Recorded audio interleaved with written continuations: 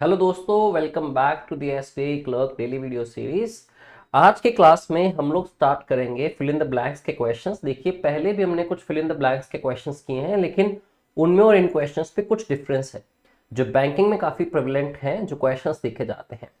पहले हमने डिस्कस किए थे कुछ ऐसे क्वेश्चंस जिसमें एक सेंटेंस आपके पास गिवन होता था और उसके अंदर दो ब्लैंक स्पेसेस होते थे। लेकिन इस बार हम डिस्कस करेंगे एक नई टाइप को जो बैंकिंग के अंदर प्रेवलेंट क्वेश्चंस हैं, उसमें क्या आपके पास दो सेंटेंसेस गिवन है, गिवन ऑप्शंस उतनी ही है, ठीक है, लेकिन दोनों सेंटेंसेस में आपको एक ऐसा सूटेबल वर्ड फिल करना है जिससे दोनों सेंटेंसेस एक कोहेरेंट मीनिंग क्रिएट करें या एक कॉन्टेक्चुअल मीनिंग उनका करेक्ट हो, ठीक है। तो दो सेंटेंसेस के साथ एक एक फिल इन द ब्लैंक और एक ही वर्ड फिल करना है। तो शुरुआत करते हैं आज की क्लास की। आज हम कुछ 5 क्वेश्चंस डिस्कस करेंगे, सारे अच्छे लेवल के, एसबीआई क्लर्क एसबीआई पीओ दोनों एग्जाम्स में आपको काम आएंगे और इसी को कंटिन्यू करेंगे। नेक्स्ट क्लास में 5 क्वेश्चंस और देखेंगे, ठीक है। डायरेक्शंस आप पढ़ लीजिए, हमेशा ही पढ़नी चाहिए आपको। There are 2 different sentences with a blank space in each question, ठीक है, as I said to you earlier. Choose the word from the given options which fits into both the blanks appropriately, adding a proper and logical meaning to the sentences। तो चलिए शुरुआत करते हैं। सबसे पहला question आज का जो है, पहला क्वेश्चन में फर्स्ट सेंटेंस अगर हम पढ़ें, on behalf of the company I would like to dash our hearty thanks to you all. तो कंपनी के बिहाफ पे मैं डैश करना चाहूंगा अपने हार्टी थैंक्स, मतलब दिल से, तहे दिल से जब किसी को धन्यवाद करते हैं। I'll send you your clothes and some other things, मैं तुम्हारे कपड़े और बाकी चीजें तुम्हें भेज दूंगा next month by dash delivery. Dash delivery से देखो एक चीज समझ आती है, बाय डैश डिलीवरी, डिलीवरी यहाँ पे नाउन है तो मुझे यहाँ पे क्या चाहिए, एक एडजेक्टिव चाहिए। और अगर यहाँ देखिए on behalf of the company I would like to do what, like to के बाद आपको लगानी है वर्ब, विच मीन्स दोस्तों आपको एक ऐसा वर्ड चाहिए जो अपने आप में एक एडजेक्टिव भी हो और अपने आप में एक वर्ब भी हो, ठीक है। क्योंकि अगर एक ऐसा वर्ड जो एक ही पार्ट ऑफ स्पीच में यूज होता है वो तो दोनों ब्लैंक स्पेस को फिल ही नहीं कर पाएगा, ठीक है। तो एक ऐसा वर्ड जो एडजेक्टिव भी हो और साथ ही साथ वो क्या हो, एक वर्ब का भी काम करे, ठीक है। तो आइए वर्ड्स को पढ़ते हैं। सबसे पहला वर्ड है वेग। देखिए इतना बता दूं कि वेग खाली एक एडजेक्टिव होता है। अपनी वोकैब सीरीज के अंदर वेग वर्ड को पढ़ाया भी मैंने आपको। वेग का मतलब होता है समथिंग दैट इज ब्लर, ठीक है, अनक्लियर, जो चीज साफ ना हो, ठीक है, थोड़ा कंफ्यूजन क्रिएट करे। अब वेग एज अ वर्ब यूज नहीं हो सकती। और कॉन्टेक्चुअली भी देखें तो आई वुड लाइक टू वेग आर हार्टी थैंक्स, ठीक है, विच विल बी इनकरेक्ट। और ना ही वेग डिलीवरी होगा कि दुधली डिलीवरी से आपको मैं सेंड कर दूंगा, तो वेग is not the right option. Next है जी बी ऑप्शन में आर्टिकुलेट। आर्टिकुलेट क्या होता है? अब आर्टिकुलेट भी एक एडजेक्टिव होता है। आर्टिकुलेट एक ऐसा पर्सन या फिर एक ऐसी क्वालिटी जिसके अंदर चीजों को क्लियरली या फ्लुएंटली एक्सप्रेस करने की एबिलिटी हो, ठीक है। आर्टिकुलेट का मीनिंग आप नोट कर लीजिए, हैविंग और showing the ability to speak, या फिर किसी चीज को एक्सप्रेस करना क्लियरली एंड फ्लुएंटली। अब वही बात है कि आर्टिकुलेट एडजेक्टिव की तरह यूज कर पाएंगे हम, लेकिन I would like to dash वहां पे आर्टिकुलेट वर्ड फिल नहीं हो पाएगा क्योंकि ये वर्ब नहीं है, राइट। तो ऑप्शन बी भी आपका इनकरेक्ट हो जाता है। I would like to express, अब देखिए ये ऑप्शन आपको करेक्ट कैसे लग सकता है। I would like to express मतलब मैं जाहिर करना चाहूंगा, ठीक है, कहना चाहूंगा। एक्सप्रेस यहाँ पे वर्ब बनी। दूसरा जब आप बात करते हैं next month by express delivery, तो कैसी डिलीवरी जो फास्टर वे में काम करती है, ठीक है। तो आंसर बहुत आसान था इसका। वर्ड्स के मीनिंग्स आपको पता होने चाहिए। बचे हुए वर्ड्स को भी हम डिस्कस करेंगे कि वो ऑप्शंस करेक्ट क्यों नहीं हो सकती थी। करेक्ट आंसर आपका होगा option C, I would like to express. दूसरा बाय एक्सप्रेस डिलीवरी, यहां पे एक्सप्रेस बना एडजेक्टिव जिसका मतलब है something that works in a faster way, और यहां पे जैसे एक्सप्रेस ट्रेन्स होती हैं, ठीक है। एक्सप्रेस यहां पे बना मतलब जाहिर करना, टू से और स्पीक, और एक्सप्रेस मतलब किसी से कुछ कहना, ठीक है, यहां पे ये वर्ब बन गई। अब दोस्तों बचे दोनों वर्ड्स का मीनिंग भी देख लेते हैं। जो वर्ड गिवन है यहाँ पे ऑगर, ठीक है। ऑगर क्या होती है? एक वर्ब होती है।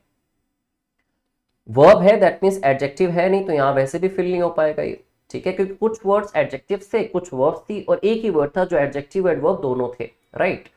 अब पोटेंट भी हालांकि ऐसा वर्ड है जो पोटेंट या तो नाउन है या फिर वर्ब है, लेकिन मुझे एडजेक्टिव या वर्ब दोनों चाहिए थे, राइट।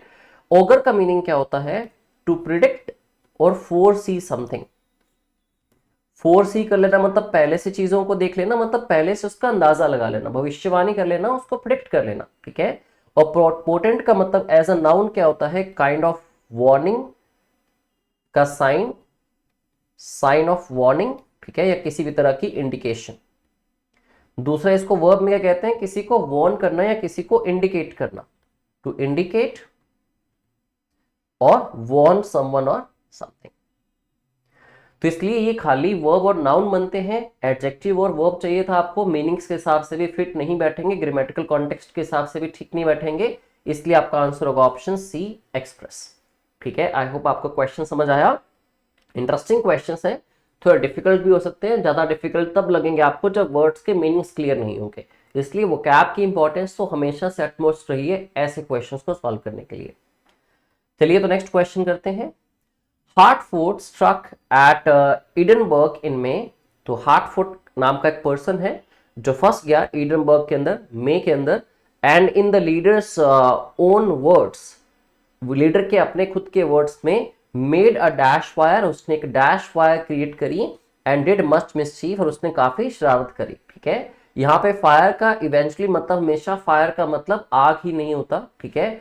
फायर का मतलब अपने अंदर की एक्साइटमेंट भी हो सकती है, ठीक है, जैसे हमारे अंदर भी एक फायर चलती है जिसको आप एनर्जी कह सकते हो या काइंड ऑफ एक्साइटमेंट कह सकते हो, जो फीलिंग होती है हमारे अंदर, ठीक है, फायर चल रही होती है हमारे अंदर।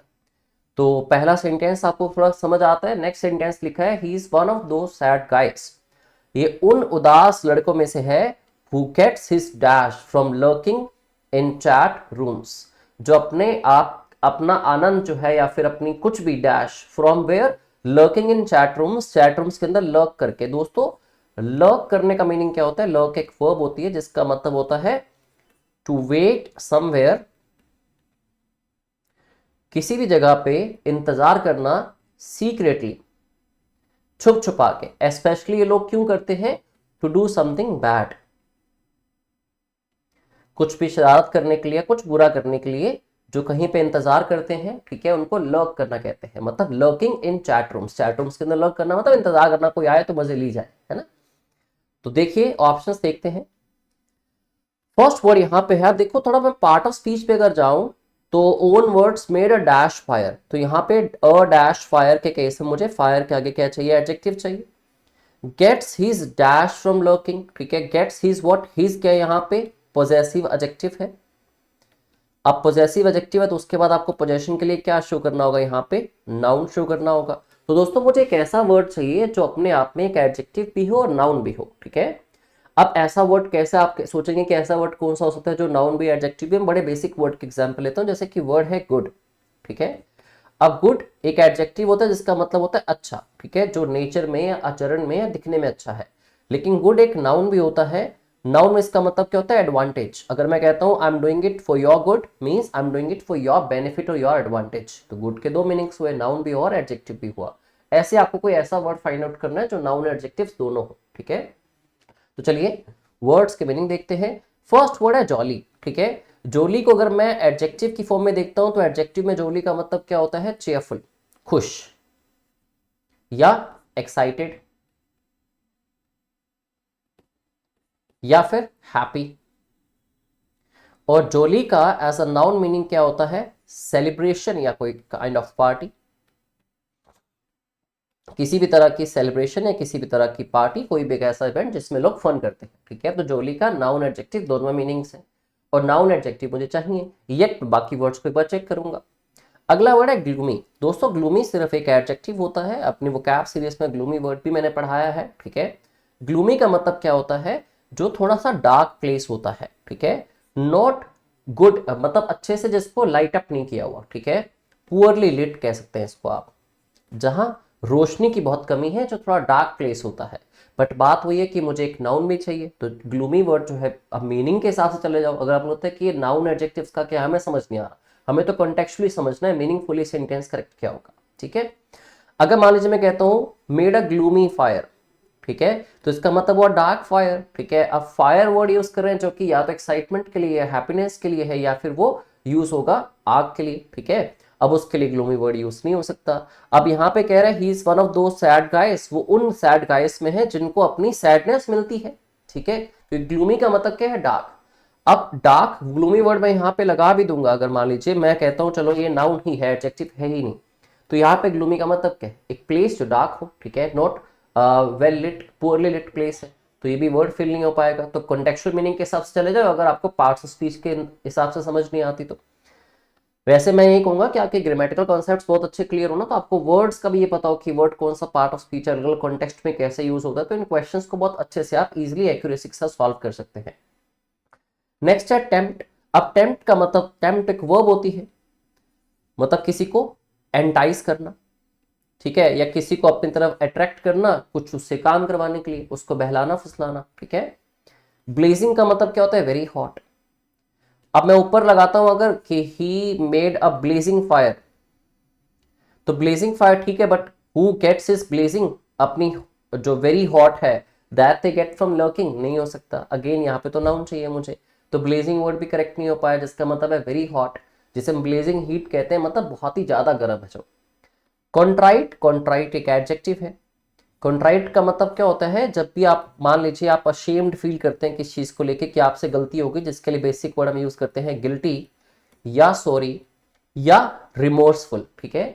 जब भी मुझे लगता है कि मुझसे गलती हो गई और मुझे उस चीज के लिए क्या गिल्ट फील हो रहा है, तो मैं ये कहता हूँ I am ashamed of doing it. वैसे I am contrite of doing it, I am sorry for doing it, ठीक है, मतलब मैं गिल्ट में हूँ, गिल्टी फील कर रहा हूँ, उसको कॉन्ट्राइट कहते हैं एज एन एडजेक्टिव, ठीक है।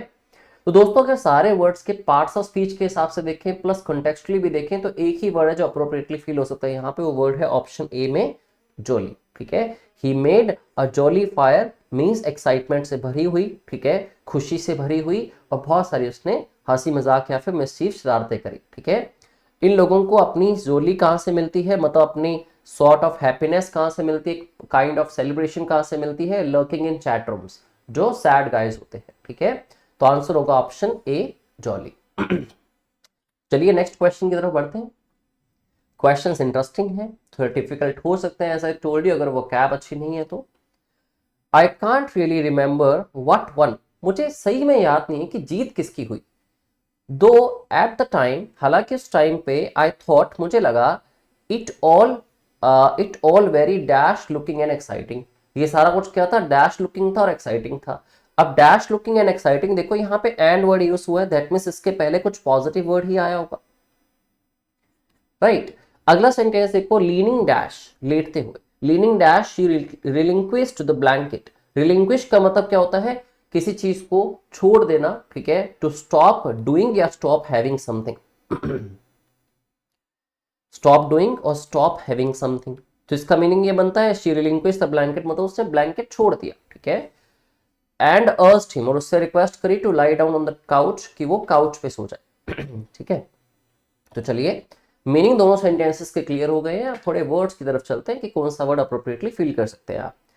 तो I can't really remember what one, though at the time I thought it all very quickness looking and exciting. Quickness looking नहीं हो सकता, ठीक है, और वैसे भी आपको पता है कि लुकिंग वर्ड यहाँ पे यूज हुआ है, तो आपको साथ में कोई ना कोई एडजेक्टिव ही लगाना पड़ेगा, ठीक है, क्योंकि एंड के बाद क्या लिखा है, एक्साइटिंग एडजेक्टिव है, दैट मींस एंड के पहले भी क्या रहा होगा, एक एडजेक्टिव रहा होगा, तो क्विकनेस नहीं हो सकता, ठीक है। और यहां मैं कहूं लीनिंग क्विकली, जल्दी से लेटते हुए, ठीक है, क्विकली हो सकता है, लीनिंग क्विकनेस नहीं हो सकता।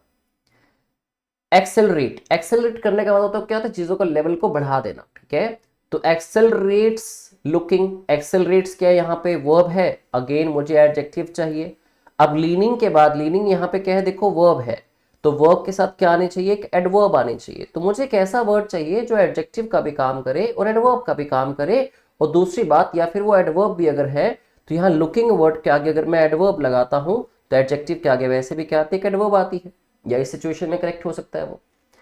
तो एडवांस, अब यहां पे देखो मैं लीनिंग एडवांस, या तो होना चाहिए लीनिंग इन एडवांस, मतलब पहले से ही लेट जाने के बाद, और दूसरा यहां पे कहता हूं मैं advance looking and exciting, that will be incorrect. अब नेक्स्ट देखिए, तो लीनिंग फर्दर, आगे लेटने के बाद, ठीक है। वैसे भी जब आप फर्दर वर्ड की बात करते हैं, टाइमली मैनर में बात होती है, फार का जैसे आप फर्दर बनाते हैं तो टाइम से रिलेट करते हैं, जैसे मैं कहता हूँ what is your further plan, मतलब इसके बाद का प्लान आपका क्या है, ठीक है। जबकि फर्दर को प्लेस के लिए भी यूज किया जाता है, अलग से देखें तो वर्ड फार्दर भी होता है। अब उसके वाले सेंटेंस में देखो, मैं फर्स्ट सेंटेंस में आई thought it all very further looking, ठीक है, तो फर्दर लुकिंग नहीं थी चीज।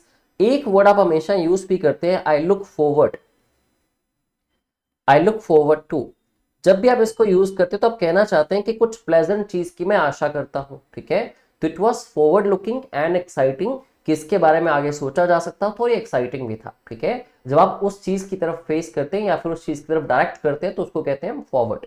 तो यहाँ पे करेक्ट आंसर दोस्तों क्या होना चाहिए, forward. It was forward looking, किसके बारे में आगे सोचा जा सकता था, खुशी थी सोच के, और एक्साइटिंग भी था।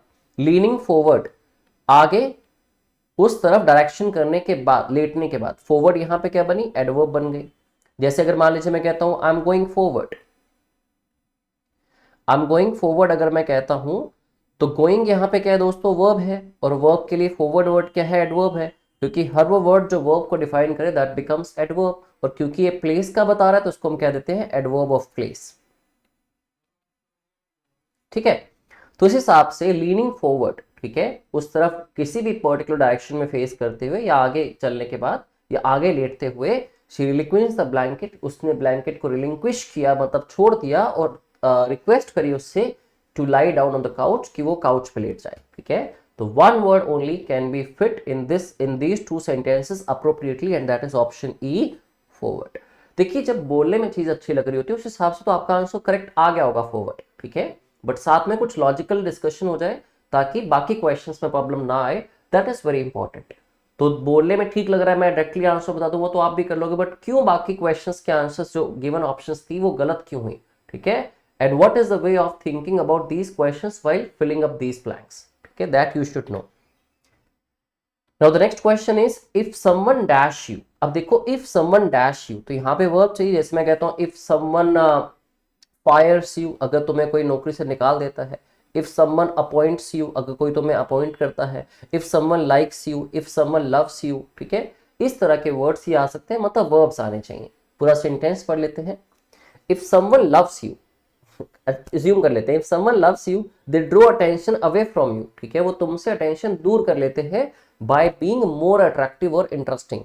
तो लव तो नहीं आएगा यहाँ पे, ठीक है, क्योंकि वो तो और ज्यादा अट्रैक्टिव और इंटरेस्टिंग बन के तुमसे अपनी अटेंशन हटा लेते हैं, तो वर्ड तो वर्ब ही आएगी, बट कुछ नेगेटिव वर्ड हो सकता है, ठीक है। When an actor is dash, ठीक है, एक एक्टर कहां पे है या क्या है, शी और शी इज और moves towards the back part of the stage, ठीक है। ही और शी, यहां पे ही और शी इज या फिर मूव्स टुवर्ड्स, तो वो है या फिर मूव करता है towards the back part of the stage, ठीक है। तो यहां पे दोस्तों अगर देखें इफ समवन एग्जीक्यूट यू, अब देखो एग्जीक्यूट का मतलब क्या होता है, मैं यहां पे को when an actor is execute, तो पहली बात तो ये करेक्ट नहीं हो सकता, एन एक्टर को एग्जीक्यूट किया जाता है तो मतलब उसका मतलब होता है back part of the stage पे है, ठीक है। एग्जीक्यूट के दो मतलब होते हैं, या तो किसी भी टास्क को, टू डू अ टास्क, किसी भी प्लान को इंप्लीमेंट करना या किसी टास्क को करना, या फिर एग्जीक्यूट का मतलब हो सकता है टू किल समवन, और वो भी ऐसे नहीं किसी को मान दिया तो आपने एग्जीक्यूट कर दिया, स्पेशली जब उसको ऑफिशियली कोई सजा मिलनी थी, ठीक है, तो उसको एग्जीक्यूट किया गया। तो execute, if someone execute you, अगर कोई तुम्हें मार देता है तो अपनी अटेंशन ड्रॉ कर लेते हैं, ये तो ठीक नहीं हो सकता। इफ समवन अरेंज यू, ठीक है, अरेंज करना क्या है, बिखरा हुआ है बंदा, टूटा हुआ है जो उसको अरेंज करना है, नहीं हो सकता। If someone originate you, originate करना होता है किस चीज को, कहीं से पैदा करना, स्टेम करना, तो समवन ओरिजिनेट यू भी नहीं हो सकता। If someone upstage you, upstage एक ऐसा वर्ड है जिसके दो मीनिंग्स हैं, एक तो अपस्टेज होती है जी वर्ब, देखो यहां मुझे पता है कि मुझे वर्ब चाहिए।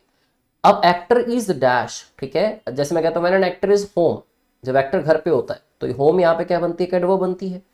ऐसे ही जो अपस्टेज वर्ड है, अपस्टेज का दूसरा मतलब क्या होता है, कैडवर्ब होती है ये, जो किसी भी तरह के आपके प्लेस को रिप्रेजेंट करती है कि आप कहां पे हैं। अपस्टेज है मतलब स्टेज के ऊपर है।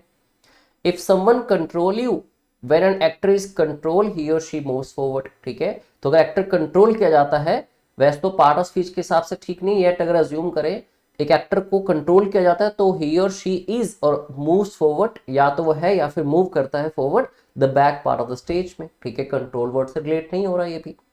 तो एक ही आंसर आ सकता है इफ समवन अपस्टेज यू। यहां पे तो अपस्टेज आपको समझ आ रहा होगा, व्हेन एक्टर इज अपस्टेज, ठीक है। दूसरा यहां पे जब मैं अपस्टेज लगाता हूं तो अपस्टेज क्या होना चाहिए, एक वर्ब जो कि डेफिनेटली है, और वर्ब में अपस्टेज का मतलब क्या होता है, to draw attention from somebody, to draw away attention from someone और समथिंग। किसी भी चीज या किसी भी पर्सन से अपनी अटेंशन को दूर कर लेना, यही अपस्टेज का एज अ वर्ब मीनिंग होता है। और यही आगे लिखा हुआ है, they draw attention away from you. क्या करते हैं वो उसके लिए, बाय बीइंग मोर अट्रैक्टिव, कि ज्यादा अट्रैक्टिव बन जाते हैं और इंटरेस्टिंग बन जाते हैं, ठीक है। तो इफ समवन अपस्टेज यू मतलब अगर कोई तुमसे अपनी अटेंशन को हटाता है, ठीक है।